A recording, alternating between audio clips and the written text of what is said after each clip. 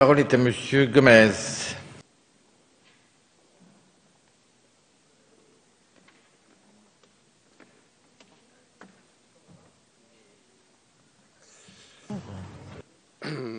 Monsieur le Président, Monsieur le Ministre, mes chers collègues, il y a 2 ans, presque jour pour jour, le 17 novembre 2010, l'Assemblée nationale adoptait au terme de longs débats passionnés la réforme des collectivités territoriales. Ce texte était conçu comme le préalable d'un nouveau projet d'organisation territoriale. 1 an plus tard, la nouvelle majorité sénatoriale s'empressait d'adopter l'abrogation de la mesure la plus emblématique de cette réforme, la création du conseiller territorial destiné à remplacer les conseillers généraux et régionaux. Il revient aujourd'hui à notre Assemblée de se prononcer sur ce texte transmis par le Sénat. Avant tout, le groupe UDI tient à faire part de son étonnement quant à la voie qui a été retenue pour débattre d'une disposition aussi importante et dont l'issue, que l'on décide de son maintien ou de sa suppression, drôle de changement, aura de grandes conséquences sur le devenir de notre organisation territoriale. Le recours à une proposition de loi se bornant à supprimer certaines des dispositions de la loi du 16 décembre 2010 est plus que contestable.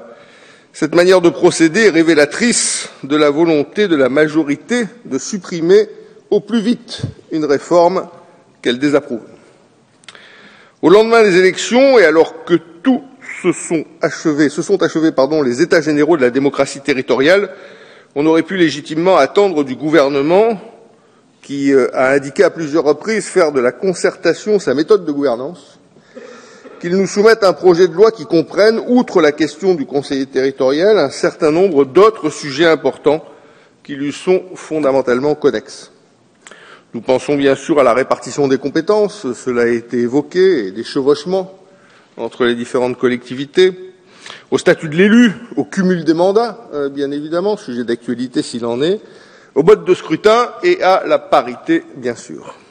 Car le maintien ou non du conseiller territorial ne peut être décidé qu'en lien avec l'ensemble de ces points.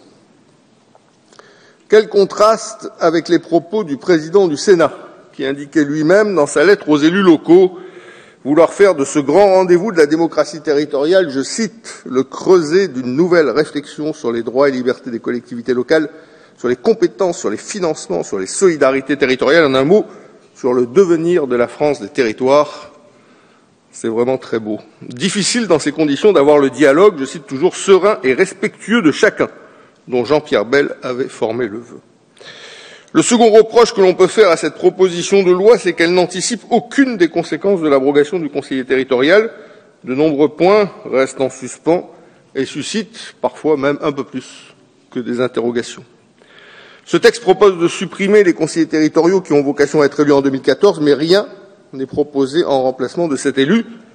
En outre, rien n'est dit sur le calendrier électoral. Après 6 années de profond renouvellement électoral, 2014 devrait être l'année des municipales, des européennes et des sénatoriales.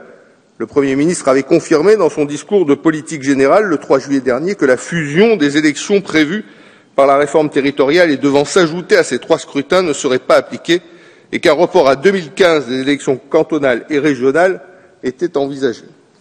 On nous a également annoncé une probable vaste réforme du système électoral, notamment une modification du mode de scrutin des conseillers généraux qui irait de pair avec ce nouveau calendrier.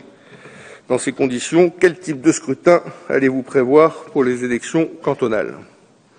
À en croire le discours de clôture des États généraux de la démocratie prononcé le mois dernier par le Président de la République, le gouvernement envisage pour des cantonales un scrutin majoritaire binominal fondé, je cite, sur 2 principes, l'ancrage territorial et la parité. Cette mesure entraînerait nécessairement un redécoupage des cantons pour effacer les disparités démographiques.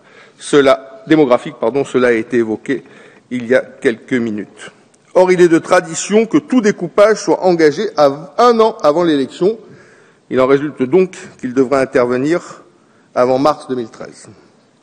Par ailleurs, la proposition de loi prévoit d'abaisser à 10% des électeurs inscrits, contre 12,5 le seuil exigé d'un candidat aux élections cantonales pour accéder au second tour. Cette disposition est pour le moins incohérente avec la volonté de la majorité d'instaurer un nouveau mode de scrutin pour les élections départementales dans le cadre de la réforme de la décentralisation. En résumé, cette proposition, et je le regrette, n'a qu'une vocation, supprimer purement et simplement la réforme territoriale héritière du précédent quinquennat, sans aucune proposition ni réflexion d'ensemble sur l'équilibre politique et institutionnel de nos institutions. Mes chers collègues, la décentralisation est une chance pour notre territoire et pour la République. Elle mérite mieux qu'une réforme adoptée à la hâte, sans la moindre considération des enjeux qui l'entourent. La question du conseiller territorial ne peut être examinée isolément, elle doit s'accompagner d'une véritable clarification des compétences.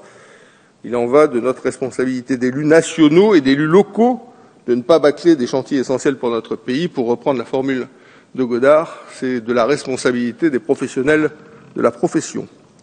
Donnons-nous le temps de réaliser une vraie réforme territoriale dans un esprit de concertation qui nous permettrait de débattre de sujets aussi essentiels que la clarification des compétences entre l'État et les collectivités locales, entre les collectivités locales elles-mêmes, sujets aussi relatifs au statut de l'élu, au mode de scrutin et à la parité. Mes chers collègues, pour l'ensemble de ces raisons, vous comprendrez aisément que les députés du groupe UDI ne peuvent voter ce texte. Je vous remercie. Merci.